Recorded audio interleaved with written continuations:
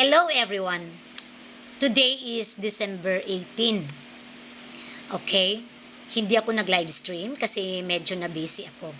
Nakachat ko kasi yung isa sa mga nag-judge doon sa singing contest na sinabi ko sa last video ko. Okay, this is in relation to my video na nag-a-advise ako sa mga organizers na dapat they must be aware, kumbaga mag-ikmat sila or maging mindful sila sa pagkuha ng mga judges sa mga singing contest. Kasi inuulit ko, you cannot just be a judge kung wala kang experience na nanalo ka sa contest. Pero it happened na yung singing contest na nangyari sa amin noon few days ago, yung mga judges talaga nila, hindi mga winners sa mga singing contest. Which is wrong. At ini-ignore nila ako. Chinat ko sila, 3 ko silang chinat. Ini-ignore lang ako. Pero isa, mayroong nag-reply sa akin kanina. Kaya nga hindi ako nakapag-live stream kasi nabisi ako sa pagre-reply sa kanya. And she insists na hindi daw niya kasalanan kung natalo man ako or what. Actually, kahit naman mag-complain ako ng mag-complain, hindi naman papalitan yung decision nila. Actually, my purpose of telling this sa pag-video ko, sa una kong video at saka ngayon sa pag-video kong ito, is to give you awareness na sana hindi na ito mangyari uli. Yung nangyari sa akin sa singing contest wherein I deserve to win according to one of nag-judge sa kanila.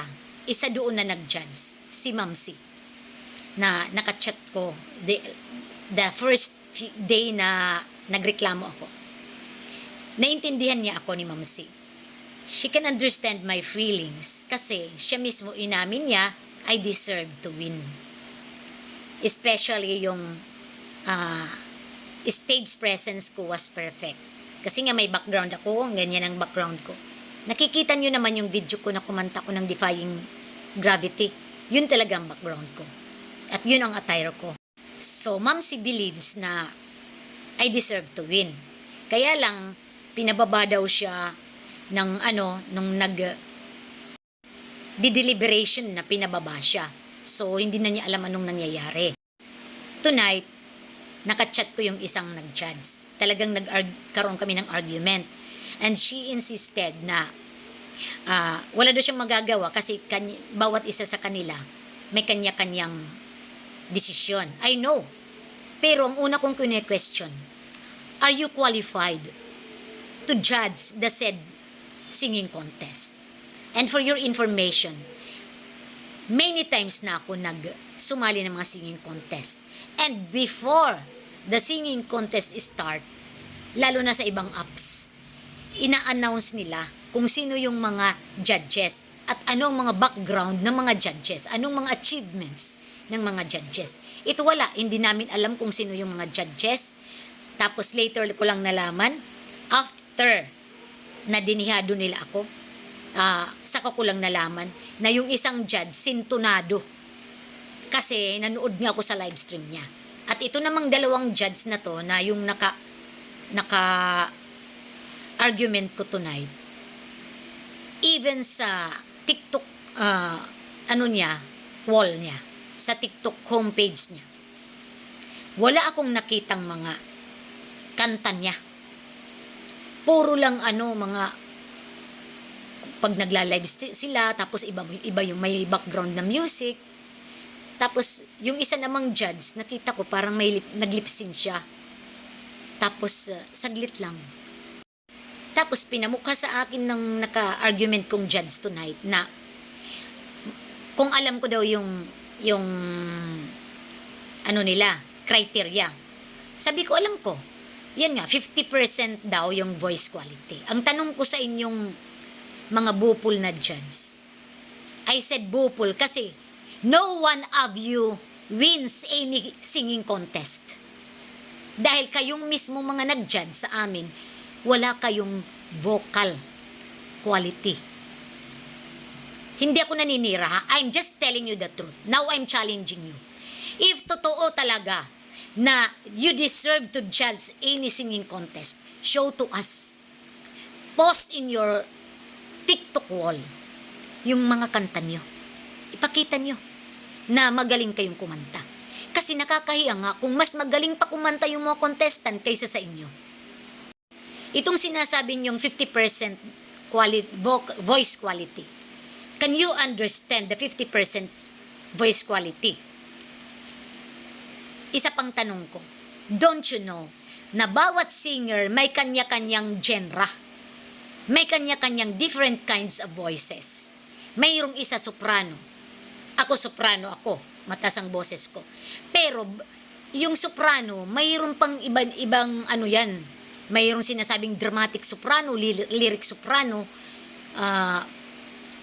spinto soprano, character soprano, if alam nyo yan. Yan ang sinasabi ko. May yung isang another kind of voice is alto. Yung alto, maganda yan. Pero yung alto, hindi siya nakaka-reach ng mga higher tune. Kumbaga nasa lower tune lang sila yung alto. Tapos yung isa pang different kinds of singers na yung may voice nila is tenor. Mostly ang mga tenor is sa lalaki yan. Pag lalaki ka, mataas ang boses mo, tenor yan. Pero pag lalaki ka, mayroon namang sinasabing bass, garhub. Oh, ganon. Alam nyo yan ba mga judges? So, before you question me, kung alam ko yung criteria, binabalik ko sa iyo yung question. Kasi, alam ko yan. Kasi nga, kontesera nga ako eh. Sa iba-ibang apps eh. At hindi lang sa ibang apps, kahit sa stage, sumasali ako ng contest sa Qatar, sa Singapore. Yung sinasabi ninyong 20% diction and timing.